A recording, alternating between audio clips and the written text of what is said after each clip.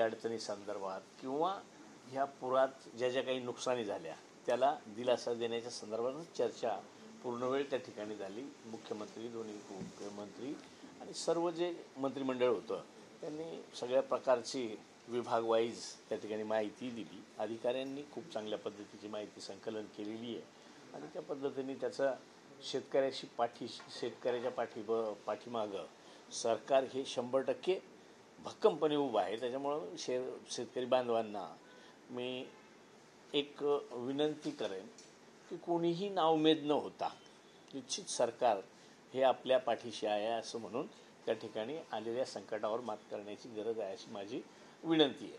कुठल्याही प्रकारचा चुकीचा विचार किंवा चुकीचं मनात आणू नये अशी माझी शेतकरी बांधवांना किंवा तमाम जनतेला विनंती. आज माझ्याकडं आपण आलात, मी तुम्हा सर्वांना मनापासून धन्यवाद देतो आणि उद्याच्या दसऱ्याच्याही सगळ्यांना शुभेच्छा देतो आणि आपल्या वतीनं तमाम महाराष्ट्रातील जनतेलासुद्धा उद्याच्या विजयादशमीच्या त्या ठिकाणी शुभेच्छा. आता विभागाचा FDA अन्न औषध प्रशासनाच्या संदर्भात सांगायचं जर झालं तर आता आपण बऱ्याच दिवसापासून, तसं तर सुरुवात आपण आषाढी वारीपासून केली होती, त्याचं मी आपल्याला सांगितलं होतं का कशा पद्धतीनं आपण जातो आहे. पण आता एक सणाचा पिरियड मला वाटतं हा जवळपास गणेश कार्यक्रमापासून, गणेश चतुर्थीपासून सुरू होऊन तो दिवाळी होईपर्यंत म्हणजे पाडवा तोपर्यंत सणाला सण असे सगळे सण चालू आहेत. म्हणून आपल्या विभागाची जबाबदारी म्हणून आपण सगळ्या ठिकाणी जेवढे अधिकारी आहेत तेवढ्यांना अलर्ट राहण्याचा त्या ठिकाणी सूचना दिल्या होत्या आणि त्या पद्धतीनं त्यांनी ज्या आहेत त्यांनी खूप चांगल्या पद्धतीचं काम त्या ठिकाणी उभं केलं आहे. आता आपल्याकडं 189 माणसं मी जी मागं सांगितली ती त्यांचं ट्रेनिंग काहींचं 8 दिवसात संपतं, काहींचं 15 दिवसात संपतं, कारण त्यांच्या बॅचेस केल्यात आणि त्यानंतर अजून कामाला आपण जोर देऊ. आज विभागानं एकूण 1594 दुकानांची तपासणी केलेली आहे. अन्न नमुने 2369 त्या ठिकाणी घेतलेत. निष्पन्न झालेलं 513 आहेत. कमी दर्जाचे त्याच्यात 26, लेबल दोष असलेले 4 आणि असुरक्षित असे 11.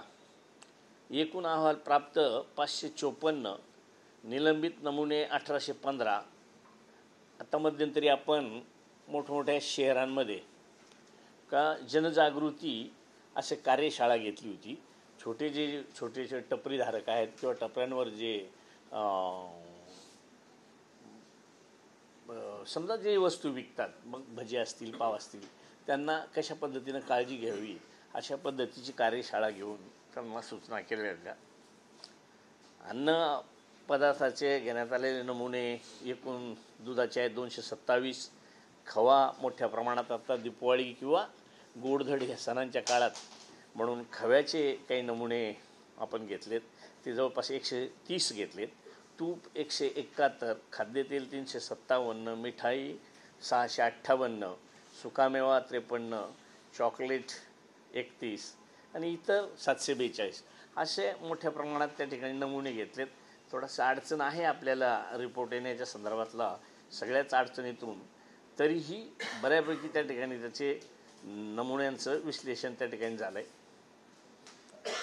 माणसांचं नेहमीच आपण सांगत आलो आहे, तर आहे तीच परिस्थिती का आपल्याकडं 189 आपण नवीन भरलेत, सहाय्यक आयुक्त आपण 8 भरलेत, औषध निरीक्षक 109 पुन्हा भरण्याच्या संदर्भातली आपण त्याची तयारी केलेली आहे.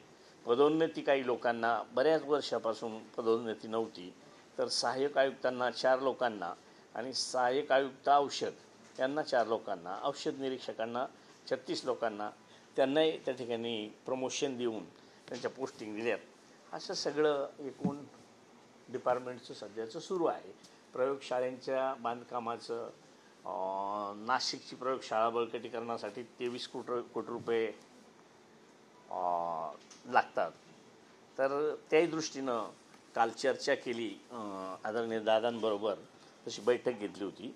प्रयोगशाळांचा असेल किंवा हाफकिनचा असेल याच्या संदर्भातली निधीशिवाय कुठलीच बाब पुढं सरकत नाही म्हणून काल एक 250 कोटींची मागणी आपण केलेली आहे.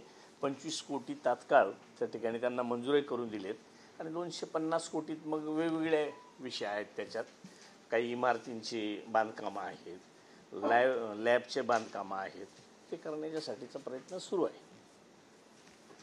मध्यंतरी आपण दूध भेसळविरुद्ध एक धडक कारवाई केली, आता सध्या काय स्टेटस? सध्या थंडावलेली नाही, सुरूच आहे.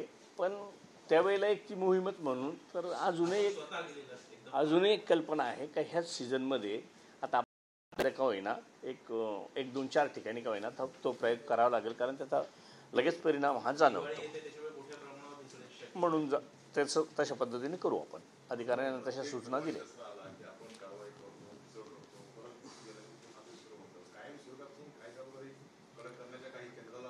त्या संदर्भात आपणच सांगितलं केंद्राला की सगळेच अधिकार तसे आपल्याला नाहीत, जेवढे आहेत तेवढे आपण वापरायचा प्रयत्न इथं करतो. पण काही बाबी आपण केंद्राकडून त्याच्यात रिलीफ कसा राहील का काही अधिकार आपण घेऊ शकतो का, कारण वर्षानुवर्ष कायदा हा केंद्राचाच वापरला जातो. जसं 50,000 लिटर दूध तिथवरच ॲक्शन घेण्याचे अधिकार आपल्याला आहे. आणि दूध भेसळ हा जर विषय करायचा ठरला तर मोठे क्वांटिटीत दूध जिथं होतं तिथं जास्तीचं भेसळ होतं अशा पद्धतीनं काही निदर्शनास येतं. म्हणून ते अधिकार आपल्याला पोहोचत नाही. तर त्या बाबतीत त्याचं उद्दिष्ट किंवा त्याचे 50,000च्या पेक्षा लाखभर लिटरला आपल्याला त्याचे अधिकार घेता येतील का, त्या बाबतीत विनंती करू.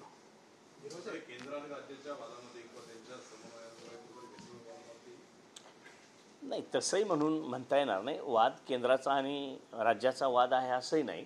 पण त्याच्या प्रत्येक गोष्टीत जसा बदल केला जातो, वर्षानुवर्ष एखादीच गोष्ट तशी ठेवली जात नाही, तसं आपणही राज्यातून तशी मागणी करायचा प्रयत्न आणि काही मार्गदर्शन अनेक तज्ज्ञांचं मी त्या ठिकाणी घेतलं आहे का आपण केंद्राकडे काय काय बदल मागू शकतो.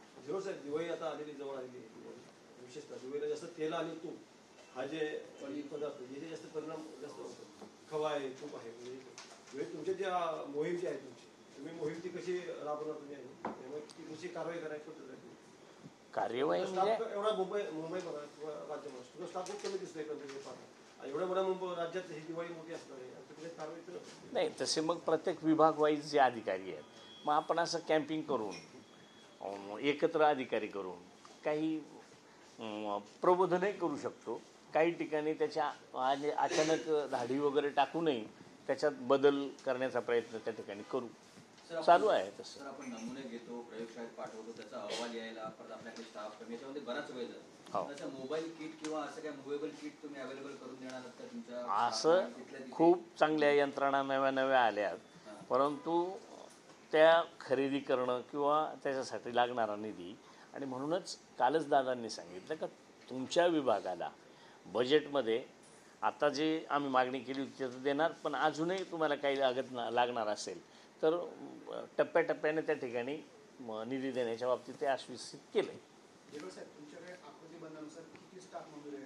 आता आकृतीबंध आपण नव्यानं करतोय, त्याच्यात सुद्धा आपण 750 पदं नवीन आकृतीबंध तयार करण्यासाठी आपण फायनान्सला पाठवले. नाही, व्हॅकंट म्हणजे आता व्हॅकंट राहणार नाही. एक 8-15 दिवसांनी बऱ्यापैकी फुलफिल होईल जे मंजूर आहेत पदं त्याच्यासाठी. निरीक्षक काही 8 दिवसातही आता येतील, काही 15 दिवस, कारण त्यांना बॅच केल्या होत्या. त्या बॅचप्रमाणे ते त्यांचा कार्यकाळ संपेल. नाही, MPSC मार्फतच घेणार. हो, आधी आता ते फायनान्स वित्त यांची मान्यता घेऊन नंतर आपण त्यांना MPSCला भरायला सांगू. दुसरा प्रश्न असा आहे, GST आता जो आहे 12.5% केला औषधावर, आणि औषधाचे दर कमी झाले तसं आजच मी सूचना केल्या. एक मिनिट प्रश्न, परंतु अजून एका ठिकाणी औषधं दर ते कमी झालेले दिसत नाही, त्याच दरात जुन्या दरात मिळतात आणि अनेक ओरड चालू आहे. तेव्हा त्यांना दुकानदार म्हणतात की आता ते नवीन डेट जे आम्ही घेतो ते नंतर आम्ही करू, आम्ही हा जुना स्टॉक संपल्याशिवाय का? नाही, त्यांचं म्हणणं आहे, पण मी आजच त्याच्यासाठी सगळ्या इथल्या लोकांची सगळ्यांची एक बैठक लावली होती की तुम्ही आज सूचना केल्या. काल माझ्याकडं 1-2 कंप्लेंट्स आल्या होत्या, त्यांनी मला नावही दिलेत. मग त्या पद्धतीने त्यांच्यावर आजच त्या ठिकाणी जाऊन आणि त्या संबंधित अधिकाऱ्यांनी तिथं सूचना द्याव्यात. त्यांना आजपासूनच जे रेट मायनस करून मिळतील त्या पद्धतीनं विक्री झाली पाहिजे. नसेल तर त्यांच्यावर कडक कार्यवाही केली जाईल. हे 25 कोटी रुपये जे लसीकरणासाठी आपल्याकडे काल उपलब्ध झालेले आहेत, त्याच्यामध्ये आता लसीचा तुटवडा किती आहे आपल्याकडे? आणि डिमांड लस नाही, डिमांड म्हणजे आपल्याकडे डिमांड नाही आहे, तीच वाईट आहे का. 1.5 lakh while anti venom snake ready आहे. मग काल आरोग्यमंत्र्यांना बोलवलं, वैद्यकीय शिक्षण मंत्र्यांना बोलवलं आणि त्यांना सूचना केल्यात दादांनी का बाबा पहिले त्यांची खरेदी करून घ्या आणि मग त्यांना हे 25 देऊन त्यांचे जे काही त्यांना हे लागतं लिक्विड जे लागत असेल साहित्य ते घेण्याच्यासाठी तात्काळ मदत केली. याचा अर्थ आपण आता पोलिओ वगैरे आज पुन्हा सुरू करतोय. हॉस्पिटलसाठी जे अपडेशन रिक्वायरमेंट होतं आपल्याला, कारण की आपण अन्य राज्यांना 40 देशांना आपण लसीकरण पुरवतो आणि त्याच्यासाठी जे अपडेशन रिक्वायरमेंट होतं जे कम्प्लीट झालेलं नव्हतं, ते कम्प्लीट झालं आहे का? नाही. अन्य देशांना आपण किती दिवसात पुरवठा करणार आहोत? अजून तरी मला वाटतं बजेटच्या नंतरच सगळं, म्हणजे कमीत कमी 1 वर्ष तरी जाईल सगळं पूर्ववत सुरू करायला, का जेणेकरून काही मशिनरी आता अत्याधुनिक आहेत त्या बदलाव्या लागतील. इमारतींची खूप मोठी वाईट अवस्था आहे, त्या काही ठिकाणी नव्या कराव्या लागतील. असं सगळं आहे आणि मुळात सगळं केलं तरी मनुष्य नव्हते, म्हणून आता मनुष्यबळ आहे. हॉस्पिटल संदर्भात प्रश्न असा आहे की यापूर्वी खूप त्या हॉस्पिटलसाठी खूप उद्योजकांचा खूप डोळा आहे यापूर्वी होता. जागा विकण्याचा प्रस्ताव होता. नाही, जागा वगैरे विकण्याचा प्रस्ताव कोणी आणला असेल, आमच्याकडं तर काय आला नाही. आलाय तरी शेवटी ती एक राज्याची संस्था आहे आणि तिच्यातच शासनच डेव्हलप करेल ना, काय कोणाला देण्याची गरज आहे. त्यामुळे त्याचं काम थंड होतं पूर्वी, जे तुम्ही आता दिसाल असं नाही, मग आता थंड असेल तर आता समजून जाईल का आपल्याला आता शासनामार्फतच ते उभं करायचं आहे, कोणी त्याच्यात हट्टच करू नये. साहेब, धुळ्याचं जे इन्स्टिट्यूट आहे आपलं हातमिलचे जो पार्ट ब्रांच आहे, तिला सुरू करण्यासाठी काही प्रस्तावित आहे का? त्यालाही प्रस्तावित आहे. पैशाची मागणी केलेली आहे, म्हणजे 250 कोटी जे आहे त्याच्यात तेच आहे. सगळ्या महाराष्ट्रातले एक सुरुवात म्हणून करायची, पुढं लागणारे पैसे त्याला हळूहळू मिळत राहतील. कारण एकाच वेळेला तर काही सगळं काम किती पैसे असेल तर 1 टाईम तर काही पूर्ण होणार नाही, म्हणून पार्टली त्या ठिकाणी घेत राहू. आणि आपल्याकडे जी लसीकरण तुम्ही म्हटलं की स्नेक बाईटचे जे लस आपल्याकडे उपलब्ध आहे, तर मग आरोग्य विभागाने काही सांगितलं किती दिवसात ते खरेदी करणार आहे वगैरे? घेणार ना. आरोग्य विभागात काल परवाची पण बातमी आहे की कल्याण डोंबिवलीमध्ये एक लहान मुलगी आणि एक महिलेचा स्नेक बाईटमुळे मृत्यू झाला, मावशीचा. त्याच्यानंतर ग्रामीण भागात हा सातत्याचा आहे. ग्रामीणच्या विदर्भामध्ये आपल्याकडे लसीकरण उपलब्ध नसल्यामुळे लोक मरताय, सर्पदंश आणि हे क्लिअर कट आहे. तरी आरोग्य विभाग खरेदी करत नाही, पण त्यांचं म्हणणं असं की आपल्याकडे लस उपलब्ध नाहीये. आता तुम्ही म्हणताय की लस उपलब्ध आहे, तर काल तुम्ही लस उपलब्ध आहे म्हणजे आपली लस थोडीशी महाग पडते म्हणून कदाचित घेत नसतील. पण काल त्याच्यावरही चांगला खुलासा झाला का आपल्या 2 व्हाईल लागत असतील तर त्या 12-14 व्हाईल लागतात. पैशात हिशोब केला तर आपली स्वस्त आहे आणि गॅरंटीसुद्धा आपल्या याची जास्त आहे. मग आता काल सूचना केल्यात त्या पद्धतीने मंत्री महोदयांनी कबूल केलं का मी पहिले ते घेतो. आदिवासी पट्ट्यात घाट वगैरे इकडे तिथे हा तुटवडा खूप आहे. जे लस आहे लस भेटत नाही आदिवासी भागामध्ये. ते आता कालच सांगितलं, त्याच्यामुळे लगेचच कार्यवाही करतील असं माझं तरी मत आहे. कारण मंत्री महोदयांनी दादाच्या समोरच मान्य केलं आहे. दुधाच्या बाबतीत होतं की मुंबई महानगरपालिका हा जो आपला परिसर आहे, ते काही डेअरी विक्रेते किंवा दुकानदार जे विक्री करतात दुधाचे, ते सुट्टा दूध विकतात. ते प्लास्टिकचा पीस आपला महानंदा किंवा असं अमूलचं दूध विकत नाही आणि ते लोकांना भाग पाडतात की आमच्याकडे नाही आहे, आम्ही हेच देणार नाही. लोकांना पर्याय राहत नाही. अशा वेळी मग ते भेसळयुक्त दूधच लोकांना मिळते. पण भेसळ सुट्यातही आहे आणि भेसळ पाऊचमध्ये सुद्धा आहे.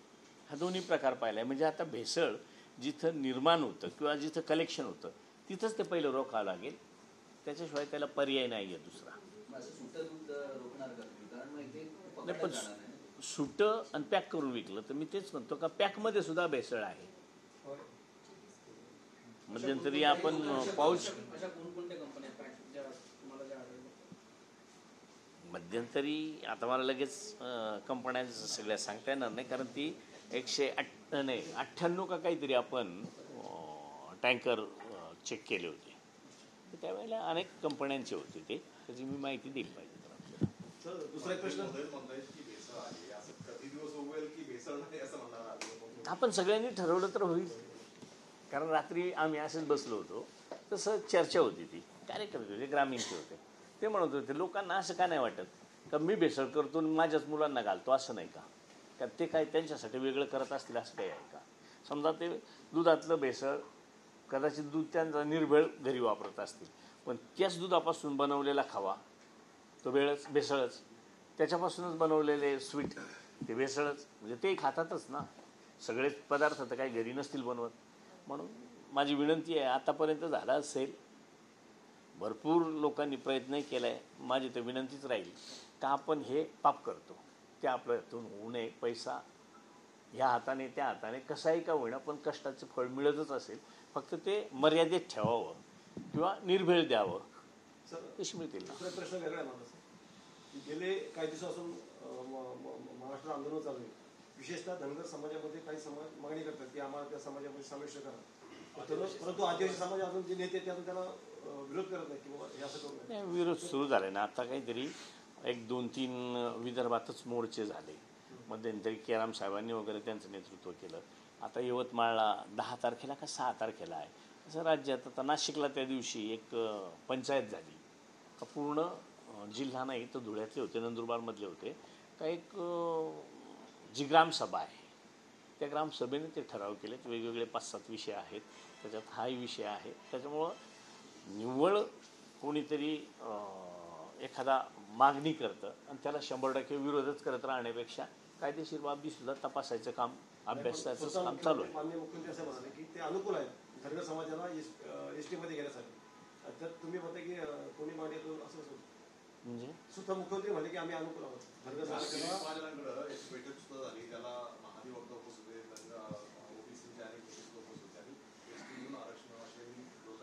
नाही, त्यांनी मागणी केली म्हणजे मागणी करणं त्यांचा राईट आहे, पण शेवटी त्याला प्रक्रिया आहे. मग आता माझ्या विरोधात तेच माझे काही दोस्त, माझे काही मित्र बोलतात, बंजारा समाजाचे असतील, धनगर समाजाचे असतील, का मी ते म्हणतो का त्या SC आणि ST जायचं असेल तर त्याला प्रक्रिया ठरलेली आहे. ती राज्याच्या आधी नाही असं मला तरी वाटत नाही. ते शेवटी संसदेत जाऊनच करावं लागतं आणि संसदेत 2 वेळा ते रिजेक्ट झालेलं आहे. ह्याच मागण्या 2 वेळा पूर्वी रिजेक्ट झालेल्या आहेत. त्याच्यामुळे त्या पद्धतीनं जाऊ.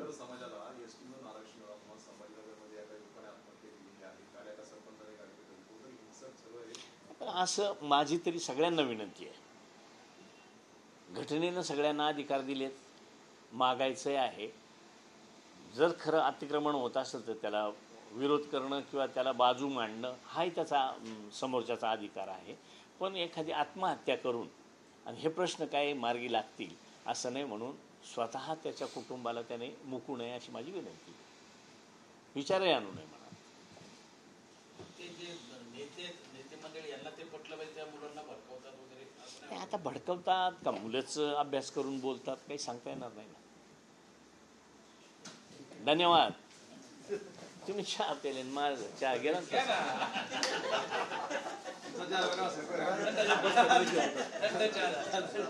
नाही हो. चहा म्हणजे चांगला काय रे black tea. Black tea sir थोडं कसं करायचं आपल्याला ते आपला दिवस पॅक फिक्स करून घ्या ना. चालू आहे का? चालू आहे.